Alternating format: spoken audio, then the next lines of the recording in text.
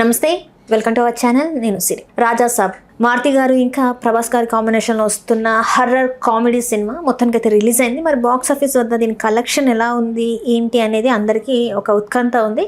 So దీని మీద అంటే ఎలా ఉంది ఏంటనేది మనకు తెలియజేయడానికి మనతో పాటు ఉన్నారు ప్రముఖ సినీ క్రిటిక్ దాసరి విజ్ఞాన్ గారు. నమస్కారం. రాజా సాబ్ రిలీజ్ అయిపోయింది. మరి బాక్స్ ఆఫీస్ వద్ద అది ఎలాంటి రిజల్ట్ చూపెట్టింది? ఎందుకంటే ప్రభాస్ గారు ఇంతవరకు ఎప్పుడు చేయని ఒక కామెడీ హర్రర్ జానర్ తీసుకున్నారు మారుతి గారి డైరెక్షన్లో. సో సినిమా ఎలా ఉంది అండ్ బాక్స్ ఆఫీస్ వద్ద కలెక్షన్ ఎలా ఉంది? First day collection. First of all కావాలని సినిమాలను నెగిటివ్ చేసే వాళ్ళని నేను చూస్తున్న పొద్దుటి నుంచి. నైట్ షో పడింది, యాక్చువల్గా ఒక టైంకి షో పడాలట, ఏదో కొన్ని కారణాల వల్ల పడలా. అయినప్పటికీ కొంచెం late night unexpected tickets open అయ్యి పాపం 5:30 నుంచి ఎదురు చూస్తున్న వాళ్ళందరూ ఏదో రకంగా మొత్తానికి వెళ్ళారు. నైట్ అదే షోకి ఫ్యాన్స్తో పాటు కొంతమంది సంఘ సంస్కృతలు కూడా వెళ్ళొచ్చారు. అదే పనిగా ఇది బాగాలేదు బాగాలేదు బాగాలేదు. మారుతి గారు అడ్రస్ పెట్టాడు, డైరెక్ట్గా అడ్రస్ పెట్టి తప్పు చేశాడు, సవాల్ చేసి తప్పు చేశాడు. ప్రభాస్ని మొత్తం ఏందేందేందేందో చేసేసారు. ఏం మాట్లాడుతున్నారు? సినిమా ఒక నిమిషం ఇంకోటి చెప్పాలంటే, సినిమా అంటేనే ఫ్యాబ్రికేటెడ్ ప్రపంచం కదా. వాళ్ళందరూ నటులే, మనం అది తెలిసి చూడడానికే వెళ్తున్నాం. ఊరికి అదే పనిగా అస్సలు బాగాలేదు అంటే అంటే ఏంటో చూస్తుంటే నీకేమైనా నరాలని తెగిపోతున్నాయా? తెగిపోవాలేమో. నిజంగా తెగి ఉంటే వాగేవారు కాదేమో. ఇట్లా అదైనా మంచిగా ఉండేది. అసలు ఏంటో ఫ్లాపు ఫ్లాపు ఫ్లాపు ఫ్లాప్ అని మాట్లాడుతున్నారు. బాగాలేదు బాగాలేదు బాగాలేదు బాగాలేదు మాట్లాడుతున్నారు. నేను చూసా సినిమా, మరి నాకు నచ్చింది, బాగానే అనిపించింది. ఎందుకు అంటే చిన్నప్పటి నుంచి మనం చందమామ కథలు, బాలమిత్ర కథలు చూస్తున్నాం కదా. అన్నిట్లోనూ ఒకటే సారాంశం ఏంటి? చెడుని మంచి జయించాలి. బ్లాక్ అండ్ వైట్ కాలం నుంచి సినిమాలు చూస్తున్నాం కదా. కుటుంబ విలువలు, మంచి చెడులు, మానవత్వ విలువలు, నైతిక విలువలు అన్నీ నేర్పిన సినిమాలు బోల్డన్ ఉన్నాయి. ఆ తర్వాత వీళ్ళు ఏంటి, మనం గతంలో మాట్లాడుకున్నాం, హీరో చుట్టూ తిరిగే కథలకి అలవాటు పడిపోయి ఇప్పుడు ఏ కంటెంట్ వచ్చినా ఏదేదేదో అనుకుంటున్నారు. ఇంకొకటి కొత్తదనం అంటే ఏం కొత్తదనం కావాలి నీకు? కొత్త కంటే ఏం కావాలి? ఇంకా ఏం కావాలి? అన్ని సినిమాలు వచ్చేసి హర్రర్ సినిమాలు ఇప్పటికీ ఎన్నో వచ్చాయి. ఒకటే భయపెట్టిందా లేదా? కామెడీ సినిమాలు బోల్డ్ వచ్చాయి, నవ్వించిందా లేదా? ఈ హారర్ కామెడీ ఏంటంటే ఒక టైప్ ఆఫ్ డార్క్ కామెడీ ఉంటుంది. డార్క్ కామెడీ ఏంటి? తెర మీద పాత్రలన్నీ ఇబ్బంది పడుతూ ఉంటాయి. మర్యాద రామన్న లాగా వాళ్ళందరూ నలిగిపోతా ఏదేదో అవుతా ఉంటాయి. అమృతం సీరియల్ లాగా అవి మనకు నవ్వు తెప్పిస్తూ ఉంటాయి, వాళ్ళ ఇబ్బందులన్నీ కూడా మనకి. సో ఇట్లాంటి సినిమాలు అన్నీ చూసేసాం మనం. ఇప్పుడు ప్రభాస్ కాకుండా ఈ సినిమాలో నువ్వు ఇంకా ఏ హీరోనన్నా పెట్టు, చిన్న కొత్త హీరోని పెట్టు, భలే తీసారే అంటారు.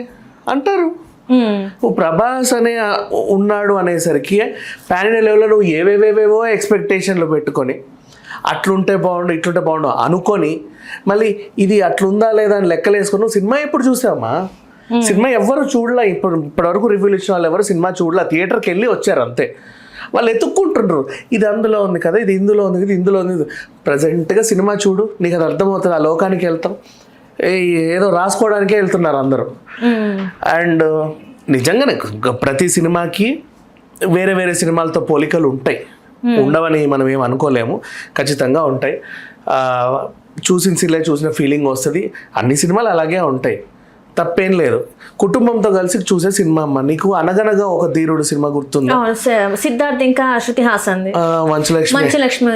మంచి సినిమా అది, నీతిమంతమైన సినిమా. మళ్ళీ నీతులు చెప్తే నచ్చవు కదా, అంతే. ఇది కూడా ఏంటంటే మన సంజయ్ దత్కి ధనదాహం ఎక్కువ. జమీందార్ అమ్మాయి రాజకుమారినే పెళ్లి చేసుకుంటాడు డబ్బు కోసమే, కానీ పాప మా అమ్మాయి తెలియదు, ఆమె నిజంగానే ప్రేమించే పెళ్లి చేసుకుంది. ఆ తర్వాత ఇప్పుడు జనరేషన్లోకి వచ్చింది, వీళ్ళ తల్లిదండ్రులు ఎవరు లేరు, డైరెక్ట్ బామ్మ మనవడే ఉన్నాడు. ఈ బామ్మకి ఏంటి, ఆల్జీమర్స్, అన్ని మర్చిపోతూ ఉంటుంది. కానీ ఒక విషయం గుర్తుపెట్టుకుంది బలంగా, మొగుండి. అమ్మమ్మని తాతయ్యని ఎట్లాగైనా కలపాలన్న మిషన్తో హీరో బయలుదేరాడు. అలా అనుకోకుండా ఇక ప్రతి హారర్ సినిమాలో ఖచ్చితంగా ఒక బంగ్లాకి అయితే వెళ్ళి ఇరుక్కోవాలి కదా. అలా మీరు సెట్ అంతా కవర్ చేశారు కదా అందరు యూట్యూబర్లు అప్పట్లో. ఆ సెట్కి వెళ్ళాం. వెళ్ళి హారర్ కామెడీ కాబట్టి ఏదో కారణం చేత హీరోయిన్లను పట్టుకెళ్ళాలి, నలుగురు కమిడియన్లను కూడా పట్టుకెళ్ళాలి. ఇక అందులో వాళ్ళు ఒక్కొక్కరు ఇబ్బంది, ఒక్కొక్కరు తలహాల సినిమా నెట్టుకుంటూ వచ్చి అసలు ఆ భయానికి కారణం ఏంటి అనే అంశాన్ని ఇంటర్వెల్లో తెలుసుకొని ఎందుకు భయపెడుతున్నాడు, అతని మోటివ్ ఏంటి అనేది ఫ్లాష్ బ్యాక్ ఏదో వేసుకొని తర్వాత క్రియేటివ్గా క్లైమాక్స్తో ఎండ్ చేస్తారు. అయినప్పటికీ ఏదైనా డౌట్ ఉందనుకో వాళ్ళకి ఏంటా అని సేఫ్ జోనర్స్లో పార్ట్ 2 అనౌన్స్మెంట్ చేసి వదిలేస్తారు. అంతేగా మనం కూడా అలవాటు పడాలి వీటికి, అంత మించి ఇంకేం లేదు. ఇప్పుడు ఏమైంది, కుటుంబంతో సహా అందరూ కూర్చొని చూడడానికి అన్ని ఎలిమెంట్స్ దీంట్లో ఉన్నాయి. నిజంగా చాలా బాగుంది. క్లైమాక్స్ ఇప్పటివరకు ఏ హారర్ జోనర్లో రాని ఒక డిఫరెంట్ టైప్ ఆఫ్ క్లైమాక్స్ని వీళ్ళు ఎంచుకున్నారు. ఇక పోలికలు అంటావా, లోతైన బావిలో నుంచి ఏదన్నా వస్తే నీకు తుంబాడు గుర్తు వస్తుంది. విలన్ అంటున్నా మన అతను విలన్ కాదు యాక్చువల్గా చెప్పాలంటే, బట్ ఆ ధనదాహం క్యారెక్టర్ చూస్తే నీకు పశుపతి గుర్తొస్తాడు. అంటే ఏదోటి చెయ్యాలనే టైంలో ఈ నక్షత్ర పూజలన్నీ నేర్చుకొని పెద్ద ఇదిగా అవుతాడు. సో అట్లా అది గుర్తొస్తుంది. డబ్బు దాచే విషయాల్లో కొంచెం నీకు అలీబాబా 40 దొంగలు, ఇంకేమున్నాయి, ఒక వాయిస్ ఓవర్ కైండ్ ఆఫ్ భయపెట్టేది థీమ్ ఏమో నీ కిష్కిందపురి. ఇవన్నీ గుర్తు వస్తాయి, రావని కాదు, అన్ని ఏ సినిమా చూసినా ఏదో ఒక సినిమా ఇది అందులో ఉంది ఇందులో ఉంది కదా అనిపిస్తాయి. ఇంకా చెప్పాలంటే ఈ హారర్ కామెడీ సినిమాలు అన్నింటిలోనూ ఇంచుమించు ఆ కమెడియన్లే రిపీట్ అవుతా వస్తారు, వాళ్ళే మళ్ళీ మళ్ళీ మళ్ళీ మళ్ళీ మళ్ళీ. సో అలా ఉంటుంది. బట్ ఇబ్బంది పెట్టే సినిమా అయితే కాదు, కొత్త తరహాలోనే తీశారు. ఇంకా చెప్పాలి అంటే నౌ టెక్నికల్ వాల్యూస్ విధంగా విఎఫ్ఎక్స్ పరంగా అన్నీ బాగున్నాయి. విఎఫ్ఎక్స్ చాలా బాగుంది, ఏమి ఇబ్బంది పెట్టదు నిన్ను. గ్రీన్ మ్యాట్లో తీసిన ప్రతి వర్క్ చాలా బాగుంది. ఆ డిఐ కలరింగ్ బాగుంది, కెమెరా పనితనం బాగుంది. ఇబ్బంది పెట్టింది అంశం అంటే ఏంటంటే అది సినిమాటిక్ లిబర్టీ తీసుకుంటారు కొంతమంది డైరెక్టర్లు. ఎందుకంటే ఆ హీరో నుంచి ఫ్యాన్స్ ఆశించే ఎలిమెంట్స్ కొన్ని ఉంటాయి కదా, అందుకు రొమాన్స్ కోసం 3 హీరోలను పెట్టుకున్నారు. ఈ ఇబ్బంది ఏంటంటే బంగ్లా పాతది కదా, కమెడియన్లు ఏమో వచ్చిన రోజు నుంచి అవే బట్టలు వేసుకొని చిరిగిపోయే వరకు ఇట్లాగే ఉంటారు. హీరోయిన్లు ఏమో గంట కొట్టేసి మారుస్తూ ఉండేసరికి కొంచెం ఆ ఫీలింగ్ పోద్ది.